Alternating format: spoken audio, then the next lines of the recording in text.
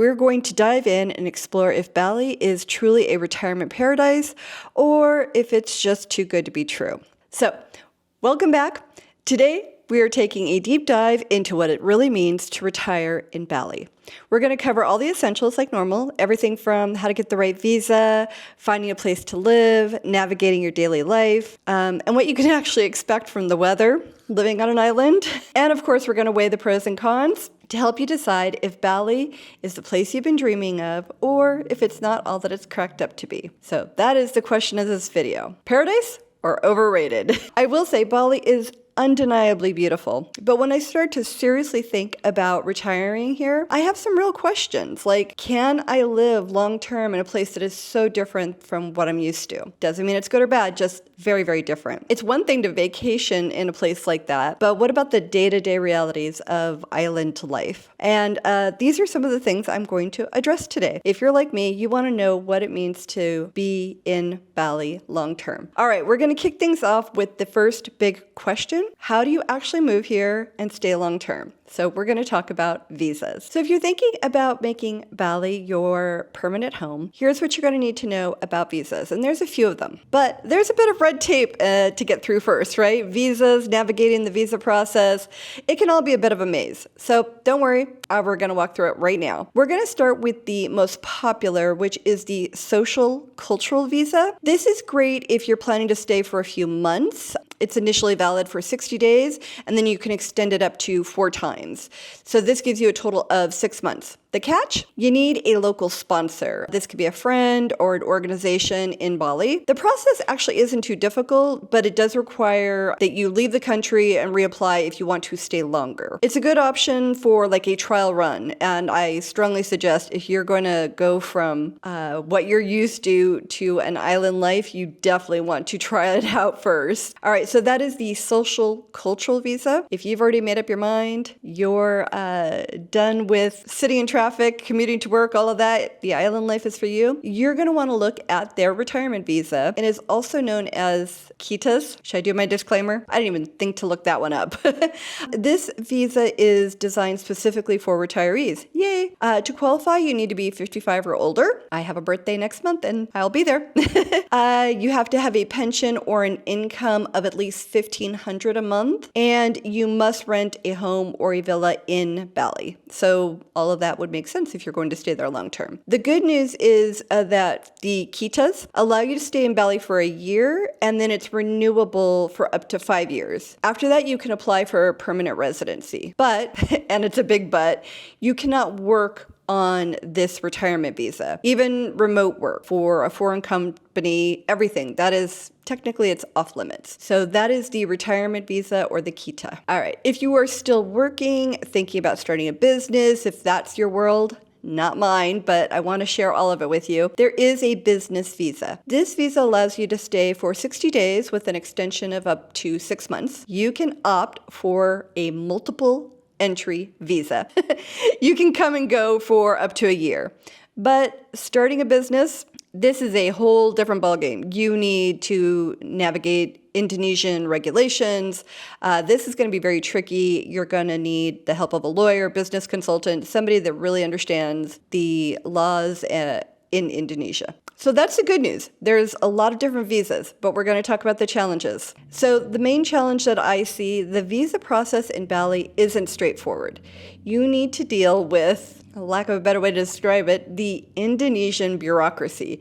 It can be slow, it can be confusing, the paperwork can get delayed, rules can change, there are language barriers. All of that can make it more complicated than it needs to be. There are many immigrants, expats, whatever word we're using these days, that will hire a visa agent, and that'll help them navigate the process. These agents can be a lifesaver, especially if this is something you're going to do long term. You really want to do it right. Along with that is the regulations can and do seem to change with some sort of frequency. So what works today may not work tomorrow. So now that we've covered the nitty-gritty of visas, let's step back, take a broader look of Bali itself, its geography, its history, give you some context, and why it's become so popular for retirees and tourists from all over the world. So before you fall in love with Bali's beaches, let's understand what makes this island so unique. We're going to take a step back and look at Bali from a broader perspective. Bali is often thought of as paradise on its own, but it's important to remember that it is just one of over 17,000 islands that make up Indonesia. Imagine Bali as kind of a California within the United States of Indonesia. That's a really bad analogy, but you get what I'm saying. Both are very distinct, their own culture and appeal, but they're still part of something larger. All right. One of the things that makes Bali so unique is its geography. On the one hand, you've got stunning beaches, crystal clear waters, but when you venture inland, the landscape shifts dramatically. You'll find towering volcanoes like Mount Agung, which is sacred to Balinese people. It's sacred and I just butchered the name of it. So sorry. There are lush tropical rainforests that feel a world away from the bustling coastal towns. And then there are the iconic rice terraces, and these have been cultivated for centuries and remain a key part of Bali's agriculture and cultural heritage. This diverse landscape is not just beautiful, it is also deeply connected to Bali's history and culture. Bali's Hindu culture sets it apart from the rest of the predominantly Muslim Indonesia. This island's history is rich with influence from ancient kingdoms, Dutch colonialism, and a strong spiritual tradition that permeates everyday life. Temples aren't just tourist attractions, they are very active places of worship that have been integral to Balinese life for generations. Over the centuries, Bali has managed to maintain its very unique cultural identity, even as it has become a global tourist destination.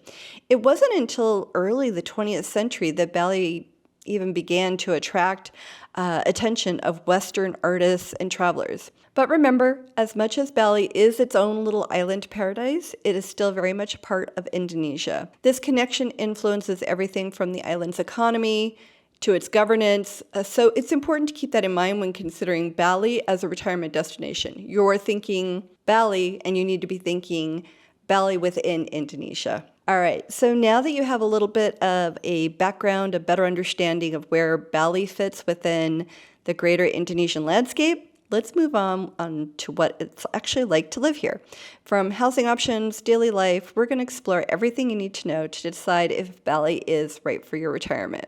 So let's first dive into neighborhoods and housing choices. All right, from beachfront villas to jungle retreats, Bali offers diverse living options, but which one is right for you? There are a lot of neighborhoods. I'm just going to hit a few, probably just going to put the names on the screen and not attempt to butcher a language. Overall, Bali's charm isn't just about the stunning landscapes, but they also have a very wide variety of living options. But choosing the right neighborhood, type of housing is going to be very key in making your retirement feel like paradise and you avoid any surprises. Let's start by looking at some of the most popular neighborhoods for coming into the place that's new to you, essentially. So first up is Ubud. This city is the cultural heart of Bali.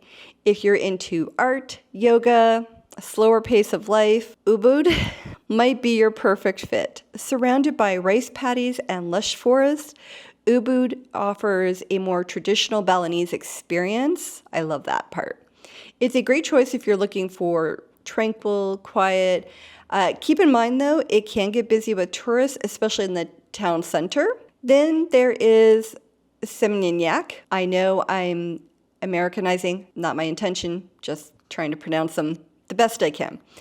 This is a very hot spot, we'll say, if you want a bit of luxury with your island life. So this is known for high-end boutiques, trendy restaurants, a very vibrant nightlife. Seminyak is where you'll find Bali's most stylish villas, and some of them, oh my gosh, so gorgeous.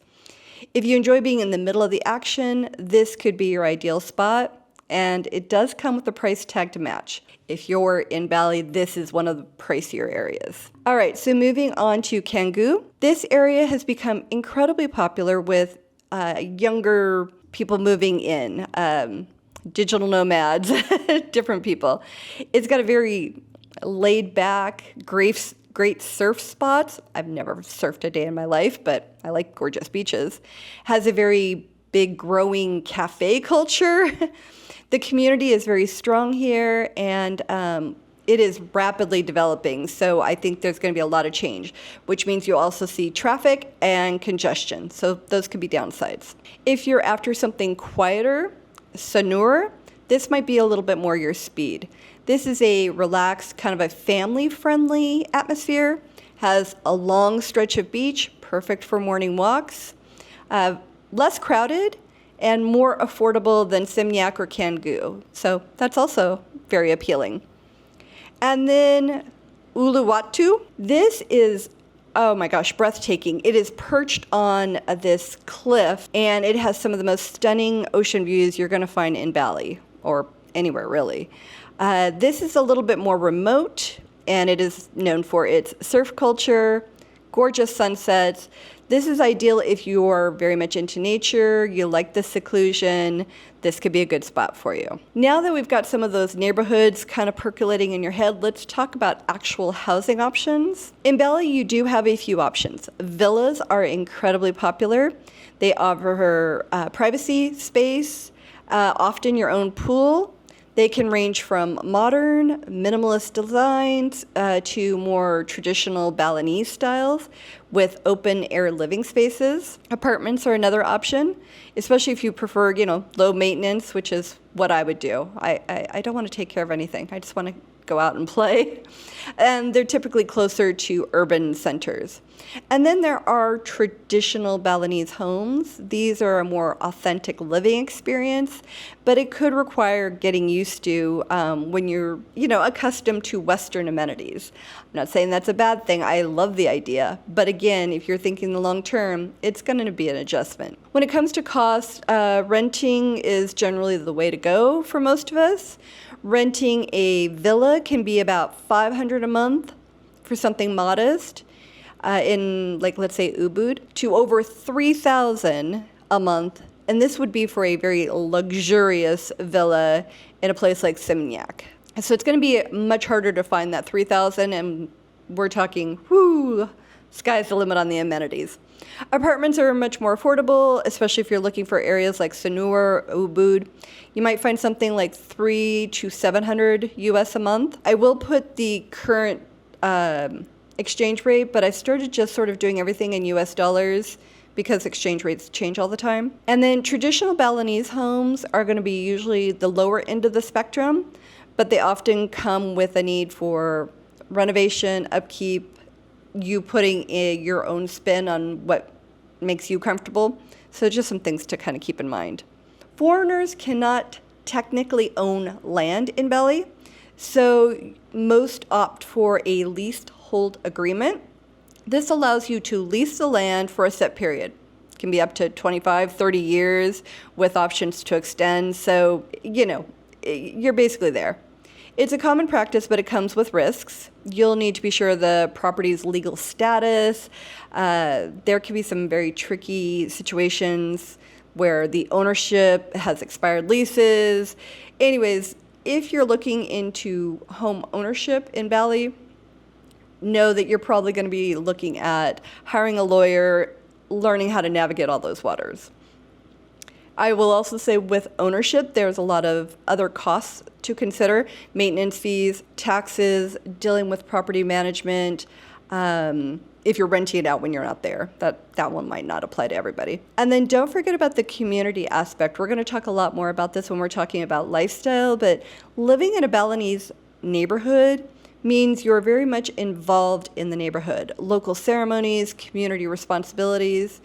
I think that's a very rewarding idea, and the whole idea we go somewhere different is to do something different, but it can also seem demanding and just sort of something you need to be aware of. All right, so is Balinese housing market a dream come true or an overrated headache?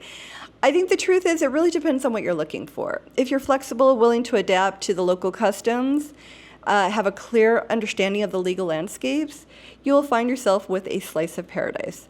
But if you're looking for all the Western experiences just on an island, you're going to be disappointed and frustrated. I do think there are some challenges, but as long as you do your research, you understand the costs, you can find a neighborhood that will really suit your lifestyle. Now that we have explored where you could live, let's dive into what your day-to-day life could look like. So basically the fun stuff. All right.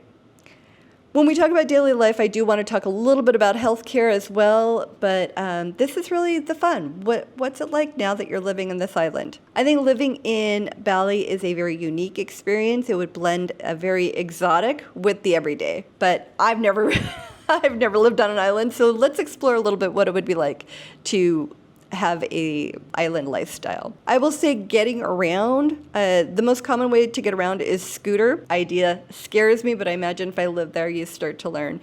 You're gonna see them everywhere. They are cheap, convenient, they navigate everywhere, so you can explore. I will say, maybe because they scare me, that like everything else, you gotta consider the downsides. The roads can be very chaotic, so you probably wanna practice more like out in the quiet areas. Traffic rules aren't always strictly followed. There seems to be some gray, which, I mean, I've seen the freeways in LA and I don't know that we're following them either. But as somebody that is new to a place, you have to kind of learn what the spirit of the law is and how they're being followed. All right. I think weather can be unpredictable, so you could find yourself in a downpour, which if you're in a car, yeah, who cares? But if you're on a scooter, very different. For those of you who aren't comfortable with the scooter, there are taxis and private drivers. Taxis are everywhere in the more developed areas like the Seminyak and Ubud. They can get expensive if you're relying on them for everything, but overall, not too bad. You can also hire a private driver, and it can be more affordable than you think, especially if you are sharing it with like neighbors. Again, there are some downsides. If you're doing a private driver and you're sharing it, you may not be available when you want it. So different. Like I would never think about a private driver out here. There are a lot of options for getting around. And I think it is just finding what suits you. I think if I were in that environment, I would get more comfortable with a scooter. It would just take some practice. All right, let's talk a little bit about healthcare. This is very important, especially if you're making it a long-term place, because once you're out in those Indonesian islands, you're on an island. I will say, though, Bali does have a mix of local hospitals and international clinics, and the quality of the care, this is research, I have not had to use any of it.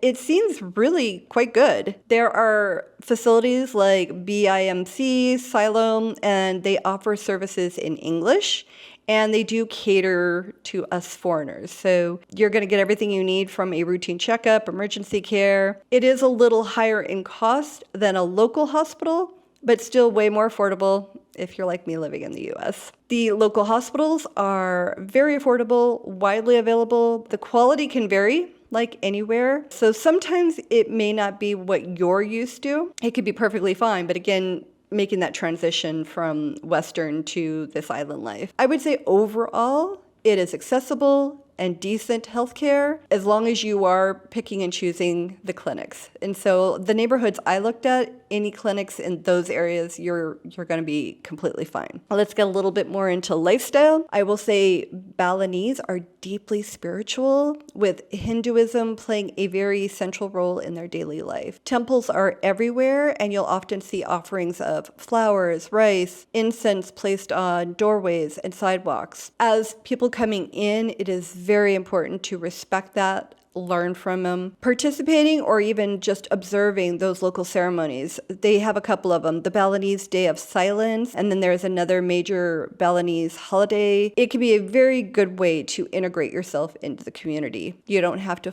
become Hindu, you don't have to follow Hinduism, but like I said, that religion is kind of embedded in the culture. I think there are a lot of cultural differences, since we're on that topic, that might take some getting used to. For example, and I mentioned it earlier, Bali's communal lifestyle. So it means you're expected to contribute to community events or ceremonies. This is very different than, especially me, I live on the West Coast where we each individually get in our car, go to our place. There's very little that's done like neighborhood blocks that's just not where I live. So this idea of you're participating. You didn't sign up for it, you are participating.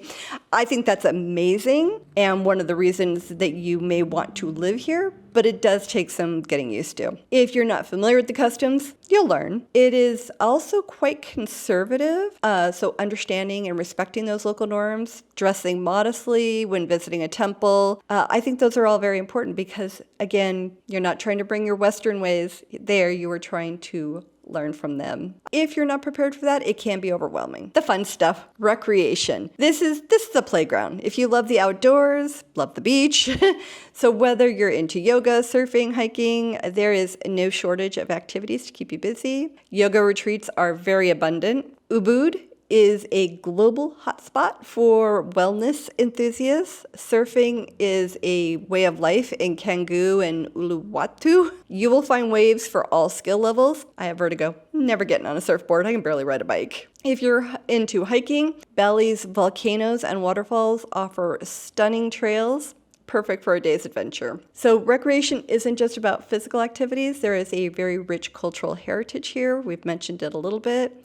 Means there's always something to explore, whether it is a traditional dance performance, an art exhibit, simply wandering through a local market. The island's diversity, its recreational options, is a big part of what makes living here so appealing. Before you settle into life in Bali, let's talk about getting here and staying connected with the rest of the world. Bali's main gateway is their international airport. This is located near Denpasar. The airport is modern, well-equipped, and there are direct flights to major hubs like Singapore, Kuala Lumpur, Sydney, Tokyo. So it makes it relatively easy to travel to and from Bali, whether you're wanting to come back to the States or just see the rest of the world. The airport itself is very efficient, has all the amenities you expect, very comfortable. So if you are living here long term, you're going to appreciate the convenience of having that international airport right there. I will say this is one of the aspects that makes Bali feel like paradise,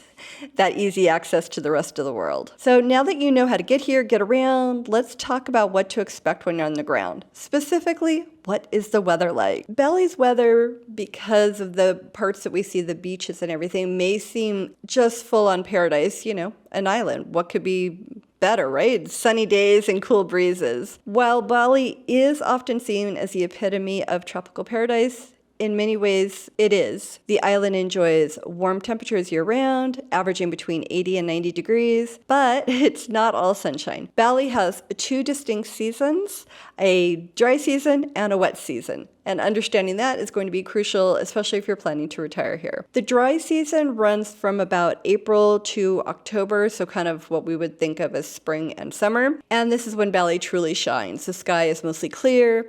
The humidity is lower, perfect time for all those outdoor activities. It is also, at that time though, the peak tourist season. Your little neighborhoods are going to be flooded with other people that want to enjoy that. This can be a pro or a con depending on your perspective. Then there is the wet season. So this is typically like November to March, or think about our fall and winter. During this time, Bali experiences very heavy rainfall, high humidity, and occasionally a tropical storm. It can rain for days on end, turning roads into rivers, making outdoor activities very challenging. And if you're not used to high humidity, like me, this season can be a bit of a shock. Mold and mildew become part of problems that you're dealing with in your homes, especially if you're in a poorly ventilated area. Dry season is going to be best for all those outdoor activities, but if you're here year-round, there are ways to make the wet season more bearable. First, good ventilation, and then dehumidifiers will combat the moisture, and it's a good idea to have some backup ideas for your entertainment, that visiting the indoor markets, museums, a wellness retreat, there is plenty to do. Again, you just kind of have to plan for it. Weather in Bali is just one more piece of that puzzle of deciding whether this is your ideal retirement destination